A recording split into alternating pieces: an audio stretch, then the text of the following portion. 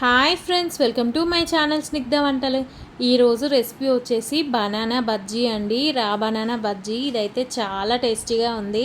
పిల్లలు స్కూల్ నుండి ఇంటికి రాగానే ఇలా బనానా బజ్జీ చేసేయండి, చాలా ఇష్టంగా తింటారు. టేస్ట్ అయితే చాలా బాగుందండి. దీనికోసం అయితే ఒకటి బనానా తీసేసుకోవాలి, కచ్చరి తీసేసుకోండి. ఇప్పుడు దీనిపై ఉన్న తోలునంతా తీసేసుకోండి. ఇలా మొత్తం పైనున్న పీల్ అయితే తీసేసుకోవాలి. ఇప్పుడు ఈ బనానాని మనకి ఎంత పల్చగా వీలైతే అంత పల్చగా అయితే కట్ చేసేసుకోండి. ఇలా కట్ చేసి బనానా పక్కకు పెట్టేసుకోవాలి. ఇప్పుడు గిన్నె తీసేసుకొని 1.5 కప్పు వరకు శనగపిండిని వేసేసుకోండి.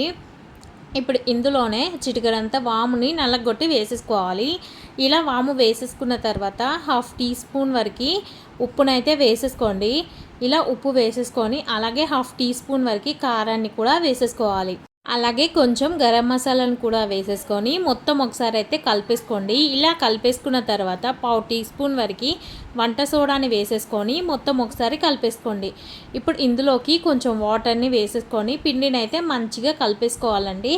పిండి మరీ లూజ్గా కాకుండా మరీ హార్డ్గా కాకుండా పిండిని అయితే సెమీ సాఫ్ట్గా అయితే కలిపేసుకోండి. బ్యాటర్ అనేది చూడండి ఇలా ఉండాలి. ఇలా పిండిని కలిపేసుకొని ఒక 10 నిమిషాల పాటు ఈ పిండిని అయితే పక్కకు పెట్టేసుకోండి. ఇలా పిండి 10 నిమిషాలకి చక్కగా నానుతుంది కదా. ఇప్పుడు ప్యాన్ పెట్టేసుకొని ఆయిల్ని అయితే వేసేసుకోవాలి. మనం ముందుగా కట్ చేసి పెట్టుకున్న బనానాను అయితే ఈ పిండిలోకి వేసేసుకొని పిండినంతా చక్కగా బనానాకి కోట్ చేసేసుకోండి. చూడండి, నేను చూపిస్తున్న ఈ విధంగా అయితే పిండిని బాగా బనానాకి కోట్ చేసేసుకొని ఆయిల్లోకి అయితే వేసేసుకోవాలి. ఆయిల్ బాగా హీట్గా ఉన్నప్పుడే మనం ఈ బనానాను అయితే వేసేసుకోండి. ఇలాగే అన్నీ బనానా బజ్జీలు అయితే ఆయిల్లోకి వేసేసుకోండి. చూడండి, ఇలా పిండిని రెండు వైపులా బనానాకి పట్టేలాగా కలిపేసుకొని ఇలా వేసేసుకోండి ఆయిల్లోకి. ఇలా వేసేసుకున్న తర్వాత మంచిగా రెండు వైపులా బనానా అయితే ఫ్రై చేసేసుకోవాలి.